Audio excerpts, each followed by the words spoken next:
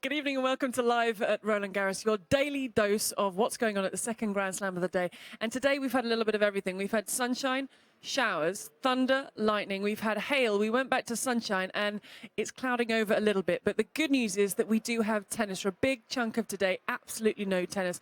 But the live tennis is back and we'll be keeping you up to date with the two women's quarterfinals that are on court at the moment. And I'm very happy to say that alongside myself and Nick this evening, Eve Allegro, the head coach of the Swiss Tennis Federation. Eve, thank you very much for joining us on what has been a bit of a cold, miserable, windy day. It was a tough day for the players, tough day for the crowd. Not much tennis going on, tough conditions. But I hope they can finish both quarterfinals tonight. Will be great, and I hope, for me, I hope Thiem will win. Yeah, we're going to keep an eye on Tamir, and we're going to come back to Eve. But firstly, Eli is out and about, and I think, Eli, you've got a bit of an update on the situation regarding weather and matches. Yeah, I am here at the Players' Lounge with Wayne McEwen, Grand Slam supervisor. Wayne, can you give us a little first update on what the situation was today, what happened today? Well, we had a bit of rain today. It affected matches. It held play up for a while. We're back on at the moment, but we may get a few more drops in about 5 minutes. It shouldn't be long, and then hopefully we'll be back on court again to finish the matches that are currently in progress. And so some matches have already been cancelled from today and moved to tomorrow? Yeah, we cancelled 5 matches, the 2 men's singles and 3 doubles. The men's singles, they'll come back at 11 o'clock tomorrow. If we don't finish today, then they will slot in second on their respective courts. And the doubles, we've just fitted them in, so it's no great. They had a day of rest tomorrow, so there was no real dramas for the doubles players. And court programmation is the same. Men's that were on center court on Philippe Chatrier stay on Philippe Chatrier? Correct. All matches stay on the same courts. Instead of starting at 2 o'clock tomorrow, we're starting at 11. And then we move to the not before 2 o'clock for the women's singles, followed by the other men's quarters. Okay, we'll keep our fingers crossed for some sunshine. Thank you very much, Wayne. Back to you, Gigi. Eli, thank you. So confirmation that the 2 men's quarterfinals due to take place today, Pablo Carreño Busta against Rafa Nadal and Dominic Thiem against Novak Djokovic, have been cancelled for today. They'll be back on their respective courts, Philippe Chatrier for Nadal and Djokovic on Susan Longland, and play will start at 11 o'clock tomorrow. And if you were talking about the frustration for the players, what do you do if you're a Rafa Nadal or a Novak Djokovic and you're due to come out on court and players being suspended? I mean, that's a really frustrating day to be spending hanging around the locker room. Yeah, it's tough because you come early or you have a hit before lunch maybe, and then you have to wait. You never know if the match before you will last for an hour or 2 hours or 3 hours, and then the rains comes up, and then you have to stay focus on the match, and yeah, you never know. It was raining, it was sunshine, it was like everything today. So it's like tough. You have to be ready to play. And I think for me, when I was a player, after a while, you just don't want to play anymore, kind of, because it takes so much energy out of you. And I think the tournament did well to cancel pretty early, so the guys can go back to the hotel, have a dinner, and prepare the match for tomorrow. Now, as we have you here, we have to start with Tamir Bacsinszky taking on Kristina Mladenovic. It feels, well, Nick, this match feels like it started a lifetime ago. Yeah, it really does. But you look at Tamir Bacsinszky obviously into the quarterfinals here again, Eve. And I'm curious from your perspective, what is it about this tournament that has brought out the best in Tamir? We've seen her in the quarterfinals a 3rd year in a row, having made the semis in 2015. I think it's a favorite tournament. I mean, she's from Lausanne. Lausanne, it's a French-speaking part. As kids, she has been watching this tournament, always watching. We have French TV in Switzerland, so it's for us. We grew up watching this tournament, and I think for her it's a favorite tournament. You have a lot of people from your family around when you play here because it's a 4 hours train ride. And I think when she played well 2 years ago for the first time here. And when you come back after playing good for a couple of years, it brings you good memory and it gives you confidence. And I think that she didn't win many matches before arriving here, but because she played well the last 2 years, she knows she can do well here, and I think it gives her a lot of confidence and motivation. Do you think it's surprised her? Do you think she's surprised herself that she's made it this far? She came in as the number 30 seed. We didn't really expect her to make this run. No, I think she's a great competitor, and she loves big courts. She loves it, and she has been lucky to play a couple of times on the center court. And I think that's for her motivation at her age is something huge. And I was always thinking she can perform well now, here. Gentlemen, I've got some really disappointing news. You can see on the screens there. Wayne McEwen said we'll get some raindrops in about 5 minutes, and he was pretty much spot on because Tamir Bacsinszky leading by a set and a break 4-3, and we see here the players once again so frustrating. Eve, they're leaving the court. It's tough, and I didn't know she was a breakup now. So actually, it's a bad time for her because she was leading. Yes. But it's always better to go back in the locker room with a set and a break than for the opposite. It's tough because now we know the rain's going to be just for a few minutes, but still you might stop for half an hour until they cover the court and whatever. So it might take long. It's tough to stay focused because they started the match at like 2. It's past 7 p.m. now, so basically you have to stay focused for 6-7 hours, and it's tough. And it's a weird situation because if I look ahead of me, I can see blue sky, and then my producer was telling me players suspended, and I was thinking, what is she going on about? All I can see is blue sky, but it starts. I'm seeing behind you, it's no blue sky. There's a little rain behind you, Gigi. So I'm sitting. Careful. I've got the best seat because it looks really nice over there. But as you say, it comes down to would they eat now? It's all those little things of when do they eat, when do they rest, do they warm up, do they warm down? All these things they have to take into consideration. Yeah, and now it's very tough because now you don't know if you're going to stop for 5 minutes or for 20 minutes. If you stop less than 15 minutes, basically you go with a 2 minute. I think it's less than 15 minutes. You don't even warm up. You go on court and keep playing. If it's between 15 and 30 minutes stop, I think you warm up for 3 minutes, and past 30 minutes you warm up. So it's tough for the players. You have to be very flexible. And at the end of the day, you have to tell yourself it's the same for my opponent. So just you have to deal with the situation. I'm getting wet now. We will not suspend the show. No, there is a little rain coming into the studio. But what we can do is carry on with the action that we have had today. So we moved to Susan Longland, and it was Caroline Wozniacki against Jelena Ostapenko. And I think what amazed us, Eve, was the 19-year-old Latvian held a 3-love head-to-head over Caroline Wozniacki. Well, you know, tennis has no rules, and I think that on the women tour at the moment, it's even more like that. I have the feeling that everybody can beat everybody. For the first time, we could not give a favorite before the tournament. It's incredible. And now you have 8 girls in the quarterfinals, and they all have a chance to win. They all can take, and they all. For the first time, I think as well that everybody who's still in the main draw or is still in the draw, they believe in it. Yes. Before, when you had, if you had Serena or Maria or whatever, they had the feeling, well, maybe I can play semi, so I can play final. Yeah. But if I have Serena, I mean, it's going to be a nightmare. And now, like these big names are not here, and I think everybody believes it more. So I think the mindsets of the player is completely different this year. Well, we see one teenager here in Ostapenko. I'm curious about another teenager, Belinda Bencic. How is she doing? I think just out of surgery and making a recovery.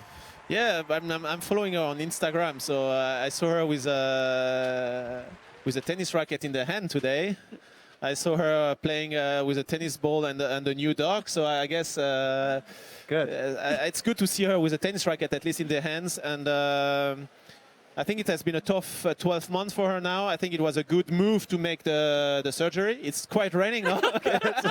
Gigi's in danger here, I think, of blowing away. Hold on to the I'm absolutely desk. soaking wet. I can confirm it is now definitely raining. It's raining. Yeah. But we have blue sky now in the back, we to be do. honest. It's pretty funny. Eve, I've still got blue sky ahead of me, so Okay, I'm not good. sure where this is coming from. No. But it's, But coming back to Belinda, I think it's good to see her at least with a tennis racket in her hands. Good. And for me, she's in the future. She will still be a Grand Slam contender because when she was 18 and top 10, so she just have to take her time. really to heal the injury, because if you come too early, it makes no sense. She's still very young, and I think she has to take time. And when we are young, we are impatient, of course. And of course, when she sees Ostapenko, with the same age as her, being there in the quarters, it could have been me. I could be there. I could be a contender to win. So I think she has to take her time to build her body again, and I'm sure she will be back very strong. It's great news that Belinda is hopefully on that start of that long journey back. And you spoke about the women's draw and how open it is. The same can't really be said about the men's draw. A match we were due to see today, Pablo Carreño Busta against Rafa Nadal. And in the studio, we've sort of run out of things to say about Rafa Nadal. He's doing everything so well at the moment. Well, it's crazy. The level he's playing is actually scary, and I think he kind of is at the same level that he was when he was winning here. When we knew before the tournament he was winning, and he create kind of. Roger Federer said once, "I'm creating a monster," and I have the feeling in Paris Rafa is creating a monster. I think his level is amazing, of course, but again we have this in the women's draw. We're saying everybody believes he can win, and I think on the men's draw when they play Rafa, kind of deep inside, I'm not sure if the opponent is believing. And if you don't believe against Rafa, anyway, you have no chance on clay. It's already, even on hard, it's tough. And I think that's But on the other point, he has not been tested yet, so he doesn't know how he will react in a tough situation. Sometimes it's not always good to win like 2-2, 2-1. I mean, he lost 18 games until now.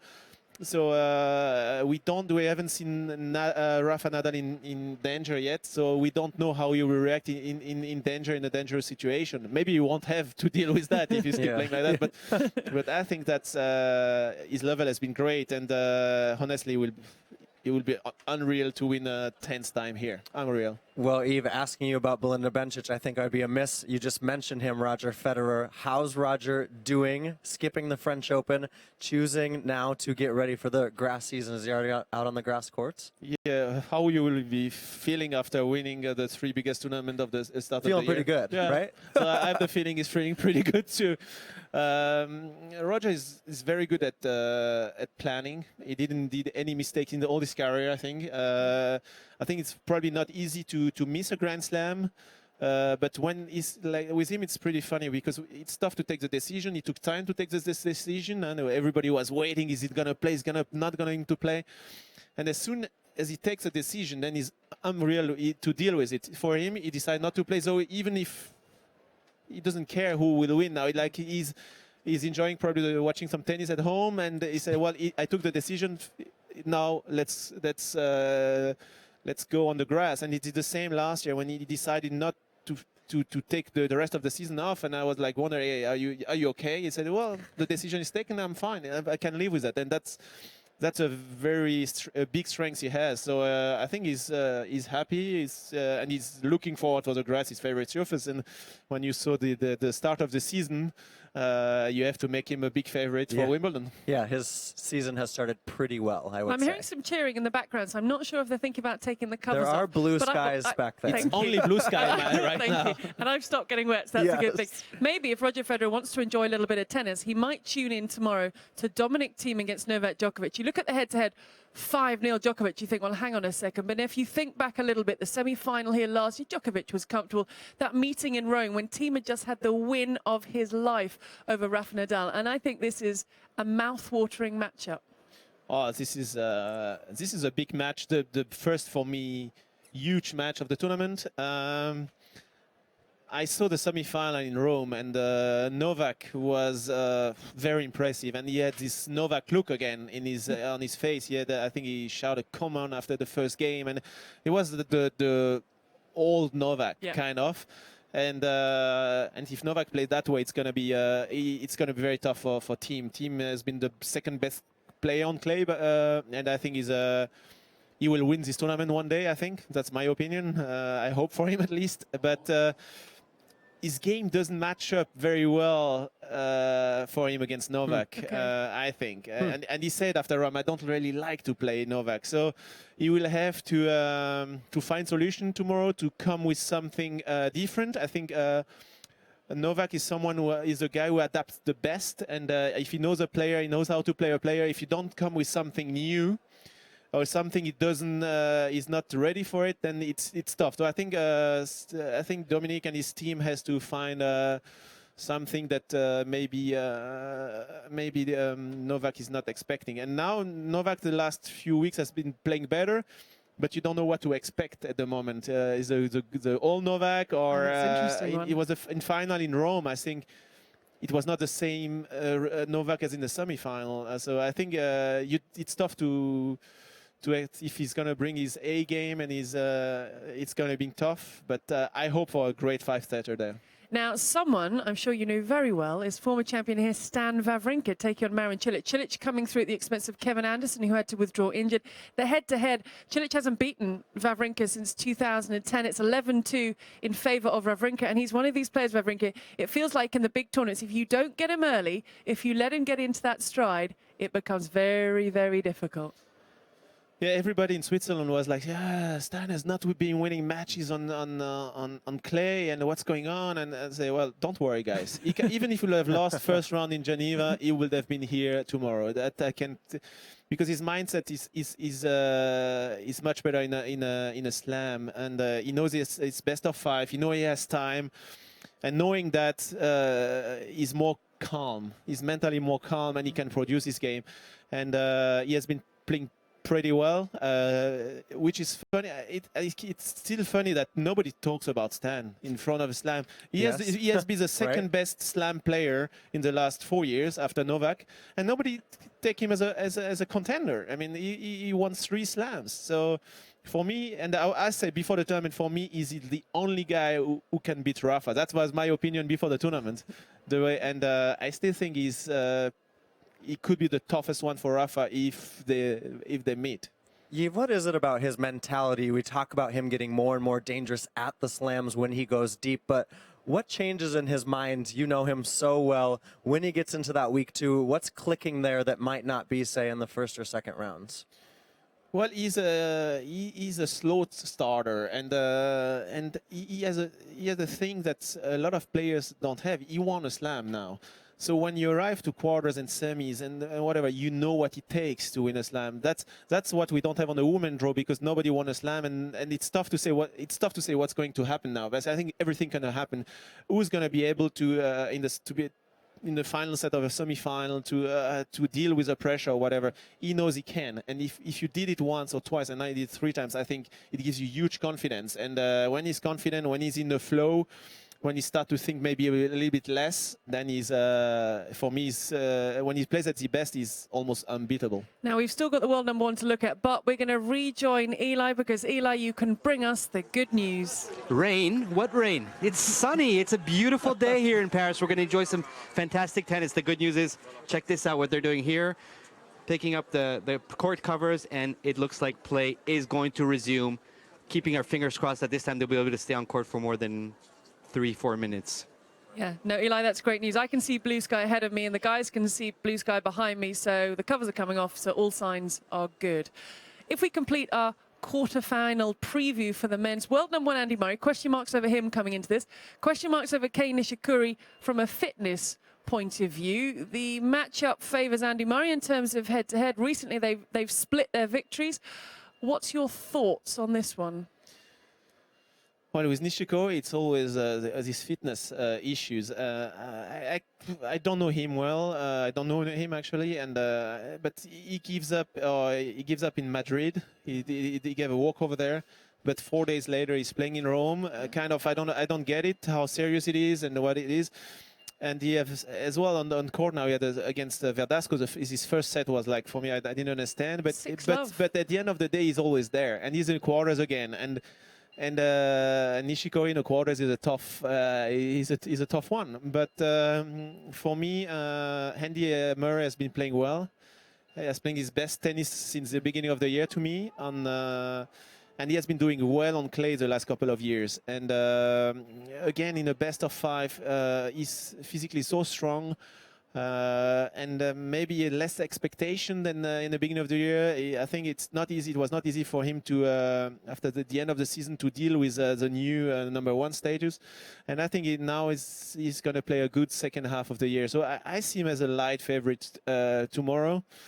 And because of his experience at this part of a tournament. Now, Eve, we really appreciate you taking the time to join us, and we ask every guest this. I think it gets easier as the tournament goes along because you have less players to choose from.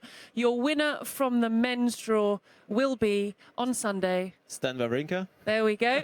And your winner from the women's will be... Thiem I don't even know why I asked. I was always going to get those why answers. did you No, ask I love him? that. Eve, thank you very much for taking the time to join us. Thank you. My pleasure.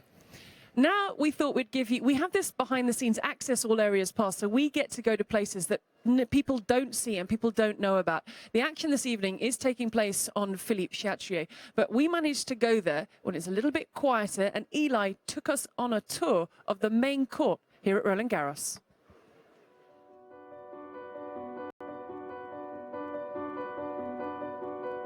Most people are used to seeing Court Philippe Chatrier from this angle.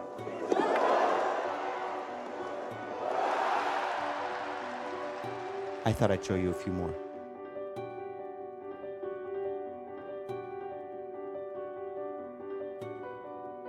The photographer's pit is not the best angle of the court, but certainly one of the most interesting ones.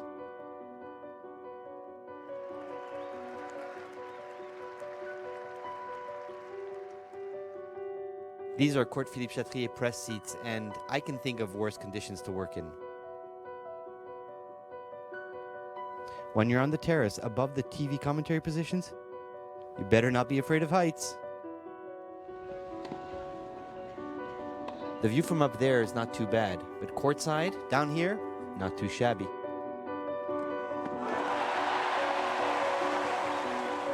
The equivalent of the royal box at Wimbledon, the presidential tribune, without a doubt, the best seat in the house.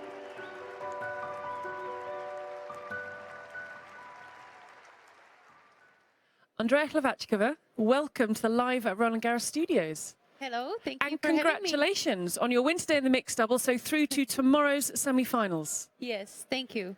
Now, we always talk about this, but when it comes to mixed doubles, how do you get the pairing? Do you sort of walk up to someone, in this case, Edouard Roger Vasselin, and say, do you want to play tennis? Or I don't know, is it that simple? I think it's that simple. I've played with so many guys on tour, and I really tested them all out. And then when it comes to Edouard, he is my friend. So we always talked about playing mixed doubles together.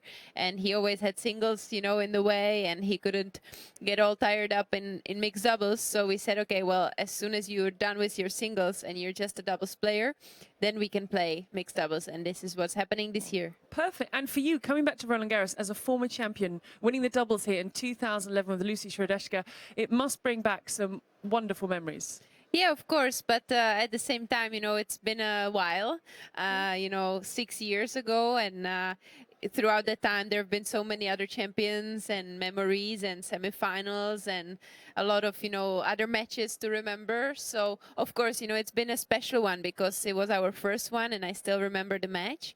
But now it's always with tennis players, we always look ahead or look at the yesterday's match more than like 6 years ago, you know, but all that. But of course, beautiful memories from these courts. Yeah. Andrea, what's the challenge been for you? I mean, you've had a great singles career. You've had an even better doubles career. But as you're scheduling and trying to figure out who your partner is and looking ahead to the next week, how do you sort of figure out what your life is going to be the next weeks and months each year? It's been always tough, and this year I became a doubles player only, so I quit my singles career, and it's just much easier to plan and schedule. Before I was just on the road constantly, like 30 to 35 weeks a year, and that's just way too much, and I found it a bit too much stressful and too much on my body. So, you know, going into the, you know, older days in my life, I'm thinking to give myself a little break. Just You can call them doubles. your less young days. Yes, yes. So yeah, I'm enjoying a lot actually this year being being a doubles player and playing, you know, the best schedule possible, Yeah. the best tournaments, and enjoying a lot of wins. So that's always very helpful. A big story coming into this tournament was the return of Petra Kvitova. That horrific attack 6 months ago. She's here and she's playing. I mean, it's a wonderful end to such an awful beginning of this story. Yeah, I cannot be more happy about her coming back on court, you know, looking very happy, looking completely, you know, fine. I think the most important for her was to get over it mentally. You know, I mean, physically, of course, I mean, it's important for her to get back on court and play tennis, but she achieved already everything in tennis. She won Wimbledon. Sorry, Roland-Garros, but that's like the pinnacle, you know, and she won a medal in Rio, and I was there at the end of the season last year when she looked so pumped to go back on complete top, you know, and when it happened, it hit me as well. I was very touched by that situation and everything. And, you know, hearing rumors like what happened, what did not happen, really a lot of like not nice stories. And I was like, come on, guys. Okay, she's recovering. We'll see what happened. And suddenly here's Petra, like out of the blue, showing up and playing amazing tennis. I mean, she did lose second round, but she played amazing. I watched the first round. It was really emotional for me. It is so wonderful to have her back. I want to keep on the Czech theme because we have another Czech player in action tomorrow, Karolina Pliskova, taking on Caroline Garcia. So she's going to have a large part of the crowd willing on Garcia. And what amazes me about Pliskova is no, I'm not going to win this. It's not going to be me. I'm not going to do it. And I'm thinking, hang on, you're the second seed. You're the third best player in the world. But she seems very humble. Yeah, I think her results on Grand Slams make her humble. She only made it past third round last year at the US Open, and then she went all the way to the finals. But she didn't have much confidence in the Grand Slams since US Open. Obviously, that changed, but until then. And she's super nice girl. I mean, she's my favorite overall because she's so humble, so nice, and very straightforward. Like, she's not going to make up a story about her being very confident going into this tournament. It's clay. She doesn't really love clay. And she's going to say it, and she's going to still compete really hard, and maybe prove everything. Can you tell the twins apart, Karolina and now I Christine? can. Is that easy? How do you do Many it? years I couldn't, and they do joke with me about it, and I give them a tough time still. But now I can completely tell them apart because I've spent like 2 or 3 seasons with them separately a little bit because their ranking separated them. So I got to know them separately, and that's the key. You cannot see them every day together. That's impossible. Is Pliskova a player, though, that we could say, wow, she could turn her career around on clay? I mean, is she someone that you think could get more confident on this surface? I mean, she just plays well on every surface. Of course, slower surface is not going to complement her game. But I think she turned around her career last year at US Open, reaching finals and getting that confidence that she can go all that way. And I think she's going to show a lot of damage in the next years, seasons, and everything. She's an amazing player. It is an incredibly open draw, this women's singles. When any guest we've had in here, no one has given me a name. People have given me 5 names. We've got Elena Svitolina taking on Simona Halep tomorrow. These are 2 people who met in the final in Rome, and Halep had the ankle damage there. She had won in Madrid, but no one can come in here and say, I think X is going to win this. I even think Eve, it was a little bit with the heart he went with Bacsinszky. She's got a chance, but it's so open. Yeah, totally open, and it was open before the tournament started. You know, even Muguruza coming in as a defending champion, she was not in the best results shape. You know, not looking that sharp ahead, and yeah, if you ask me, I'm gonna go with Karolina because of my wishes. Continuing a theme. But you know, what else can I say? Now, great news. These are live pictures of the players coming back out on court. Kristina Mladenovic against Tamir Bacsinszky. Tamir Bacsinszky is a set, and I believe a breakup in this one. The crowd are going to be urging their girl Mladenovic on, but Bacsinszky in a really good position, a former semi-finalist here. And I think this is the perfect time with the players having just made their way out onto Philippe Chatrier to link to one of the great parts of this show. It's the behind-the-scenes locker room footage. This will be an area that Andrea will know very, very well, but take a look at what we've got for you this evening.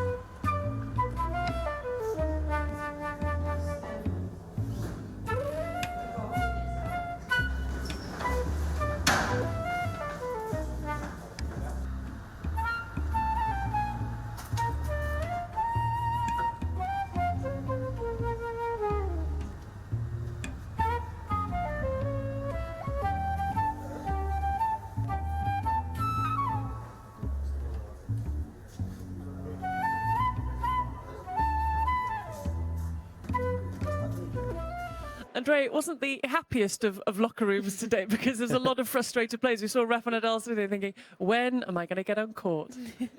Yeah, I mean, it's getting empty in the locker rooms. And as you could see, the difference between men and women locker room is that we are not having coaches, agents, friends, guests allowed in the locker room. Really? So it's only players. On the other side, men, they do have access. So their coaches, agents, and all that is hanging out there, as you could see, much more people. So it's a little bit more fun towards the end of the tournament, because for us, it's just a couple of us. Most of us are competing against each other because it's like really like only a few. So yeah, it's a little bit, you know, tough atmosphere. Now, we've got confirmation of the order of play for tomorrow. Now, we know things are going to start at 11 o'clock in the morning because of the extra matches. And we know that the matches that were due to be on Philippe Chatrier, so Rafa Nadal, will stay on Philippe Chatrier. So there you go, an 11 o'clock start for Pablo Carreño Busta and Rafa Nadal. Then Caroline Garcia against Andrea's favourite for this title, Karolina Pliskova. And then we have Andy Murray against Kei Nishikori, but not before 2 o'clock, that Garcia-Pliskova match. And if we look at Susan Longland, just to confirm things for you there, 11 o'clock start, Dominic Thiem against Novak Djokovic. Then it's Elena Svitolina against Simona Halep. Again, that's not before 2 o'clock. And then Stan Wawrinka against Marin Cilic. So plenty of tennis to be taking place tomorrow, including your mixed doubles semi-final. What's the plan? How do you relax the night before? Oh, I do always the same thing. I have dinner today, unfortunately, here because I'm not going to make it on time to be back around my place. So, yeah, and then just chill, watch a movie. I'm watching a series now, so I always What are do you the watching? same. Black Mirror. Oh, interesting. Yeah, No, never heard it of is it. interesting. It's not very relaxing. Yeah, there's a lot of brain. A Yeah, you have to lot of process things a lot. going on there. But it's good because it takes your mind off. Maybe Yes. the tennis, it completely takes you away. Completely. Yeah, then reading a book, falling asleep, waking up, car, go. You know, it's always the Perfect. same. Yeah, but it sounds like a good evening. Enjoy the evening, Thank enjoy you. the series, and best of luck for the rest of the mixed doubles competition. Thank you very much. Thank you for being with us. Thank And that you. is it for Live at Roland Garros. There is a 3-minute warm-up taking place with the players who are back out on court. I don't know what's behind me, but there is blue sky in front of me. I'm getting nods, so there's blue sky behind me. So hopefully we are going to get a little bit of play left. We're going to get these women's quarterfinals completed. For updates on scores, please go to RolandGarros.com. And for confirmation of tomorrow's order of play, also go to the website and use the hashtag RG17 if you would like to get in touch with us. We will be back with you, whatever the weather, same time tomorrow. We'll see you then.